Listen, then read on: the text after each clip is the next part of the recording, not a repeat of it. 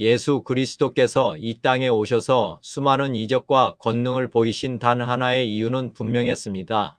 곧 천국이 가까이 왔으니 회개하라는 메시지를 선포하기 위함이었습니다. 이 천국은 물과 성령이 임할 때 우리 안에 시작되며, 진정한 회개는 나 자신을 믿는 삶의 방향을 돌이켜 예수님을 삶의 주인으로 영접하는 대전환입니다. 그러나 주님의 기적을 눈앞에서 목격하고도 냉담했던 고울들이 있었습니다. 예수님께서는 누가복음 10장에서 회개하지 않은 고울들인 고라신과 벳세다 사람들을 향해 무서운 책망을 하셨습니다. 그들은 수많은 이적을 보았음에도 주님을 영접하지 않았습니다. 예수님은 이들을 향해 지혜롭고 슬기 있는 자들이라고 말씀하셨지만, 실상은 그들의 마음이 완악, 교만하여져서 눈은 감고 귀는 듣기에 둔하여 깨닫지 못하는 상태였습니다.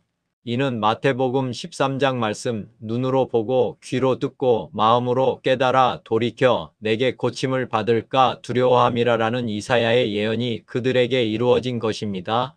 그들의 성경 지식과 이성은 오히려 천국을 거부하는 장벽이 되었습니다. 반면 회개하고 주님을 영접한 사람들은 어린아이와 같은 사람들이라고 칭하셨습니다. 예수님은 성령으로 기뻐하시며 천지의 주제이신 아버지여, 이것을 지혜롭고 슬기 있는 자들에게는 숨기시고 어린아이들에게는 나타내심을 감사하나이다라고 말씀하셨습니다. 하나님 아버지를 아는 계시는 인간의 지혜가 아닌 오직 계시를 받은 어린아이 같은 사람에게만 열리는 복입니다. 지금 당신의 신앙은 지혜롭고 슬기 있는 자의 길에 있습니까? 아니면 하나님 아버지의 계시를 받은 어린아이의 길에 있습니까? 만약 성경 말씀을 보면서도 회개가 이루어지지 않고 있다면 우리의 눈과 귀를 열어줄 하나님의 은혜가 필요합니다. 첫째, 바울의 기도문을 따라 간구하십시오. 먼저는 에베소서 1장에 나오는 사도 바울의 기도문을 붙잡고 하나님께 간절히 기도하는 것입니다. 우리 주 예수 그리스도의 하나님, 영광의 아버지께서 지혜와 계시의 영을 너희에게 주사 하나님을 알게 하시고 너희 마음의 눈을 밝히사 그의 부르심의 소망이 무엇이며 성도 안에서 그 기업의 영광의 풍성함이 무엇이며 그의 힘의 위력으로 역사하심을 따라 믿는 우리에게 베푸신 능력의 지극히 크심이 어떠한 것을 너희로 알게 하시기를 구하노라. 이 기도는 우리의 노력이 아니라 하나님을 아는 지식과 그 능력을 실제로 경험할 수 있도록 우리의 영적 시야를 밝혀달라고 하나님께 간구하는 기도입니다. 마치 어린아이가 부모님에게 간구하듯이 하나님께 이 은혜를 주시도록 간절히 끊임없이 기도하십시오. 둘째, 말씀을 대하는 태도를 대전환하십시오. 우리의 신앙생활은 구약시대의 방식, 즉 돌판에 새겨진 기록된 말씀을 내가 왕이 되어, 즉 어른처럼 스스로의 노력으로 율법을 해석하고 적용하는 습관에서 벗어나야 합니다. 이는 마치 회화 중심이 아닌 문법 중심으로 영어를 배워 지식은 쌓이지만 정작 외국인과는 살아있는 대화가 불가능한 상태와 같습니다. 기록된 말씀을 스스로 해석하고 적용하는 것은 생명나무의 열매를 먹는 것이 아니라 선악과를 따 먹는 것과 같아서 지식은 늘어나지만 하나님과의 대화와 인도하심을 받기는 더욱 어려워집니다. 신약시대를 사는 우리의 신앙생활은 하나님과의 관계 중심, 대화 중심으로 나아가는 것이 생명나무의 열매를 먹는 것입니다. 이 길만이 살아있는 움직이는 신앙생활이 되는 길입니다. 말씀을 스스로 해석하고 적용하는 어른의 방식 대신 부모 없이는 살 수 없는 어린아이처럼 하나님께 물어가면서 대화식으로 성경을 배우십시오.